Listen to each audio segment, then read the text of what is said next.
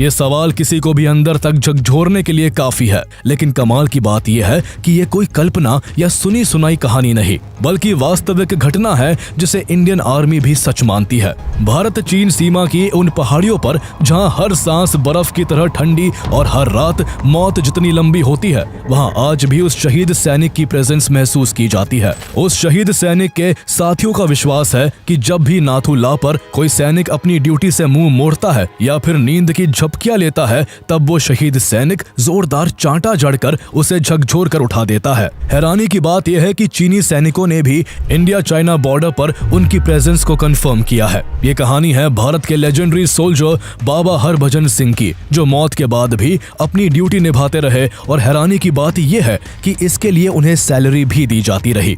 उन्हें हर साल 2 महीने की छुट्टियां भी दी जाती और यहाँ तक कि प्रमोशन देकर उन्हें सिपाही से कैप्टन बना दिया गया। आर्मी के नियमों के मुताबिक करीब 38 साल की ड्यूटी के बाद उन्हें साल 2006 में एक जीवित सोल्जर की तरह रिटायरमेंट भी दिया गया। बाबा हरभजन सिंह का जन्म 30 अगस्त 1946 को पंजाब के सरदारपुरा गांव में एक साधारण किसान परिवार में हुआ था। 1947 में पार्टीशन के बाद सरदारपुरा पाकिस्तान का हिस्सा बन गया, इसलिए हरभजन सिंह का परिवार भारत आ गया और भारत के पंजाब राज्य के कपूरथला में आकर बस गया। उनकी अपब्रिंगिंग ग्रामीण ट्रेडिशंस के बीच हुई, जहां हार्ड वर्क, ऑनेस्टी और डिसिप्लिन हर घर की पहचान थी। उन्होंने अपनी प्राइमरी एजुकेशन अपने गांव के ही एक स्कूल से पूरी की और फिर आगे की पढ़ाई के लिए उनका एडमिशन डीएवी हाई स्कूल में करवा दिया गया, जहां से मार्च 1965 में उन्होंने 10वीं की परीक्षा पास की। वो बिल्कुल साधारण परिवार से आए थे, लेकिन बचपन से ही उनके दिल में गहरी देशभक्ति की भावना थी। यही वो कारण था कि 10वीं परीक्षा पास करने के तुरंत बाद वो आर्मी की भर्तियों में जाने लगे और अपनी काबिलियत के दम पर उसी साल इंडियन आर्मी में शामिल हो गए।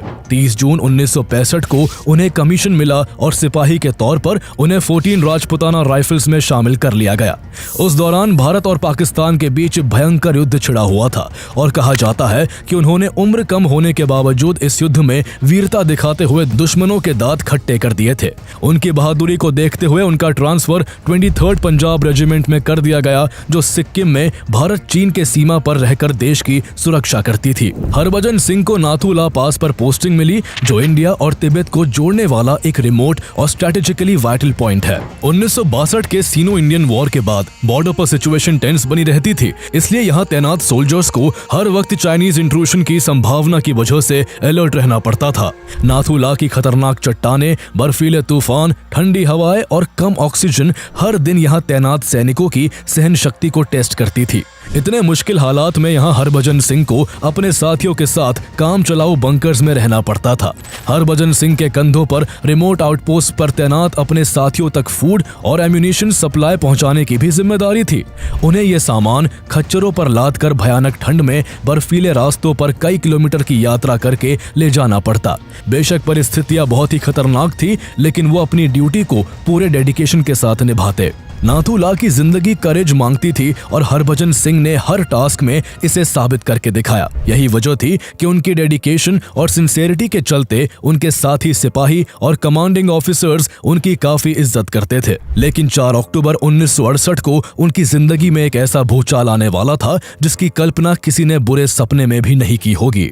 4 अक्टूबर 1968 को हरभजन सिंह कई खच्चरों पर सामान लादकर बटालियन हेडक्वार्टर तेकुला से डेंगचूकला की ओर निकले। उस दौरान सिक्किम और वेस्ट बंगाल का नॉर्थ का इलाका लगातार हो रही भारी बारिश के कारण लैंडस्लाइड और फ्लड जैसे नेचुरल डिजास्टर से जूझ रहा था और इसने वहां की हजारों जिंदगियां निगल ली थी।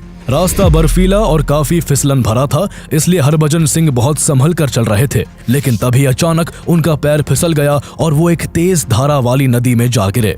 नदी के तेज बहाव के कारण वो काफी दूर तक बहते चले गए।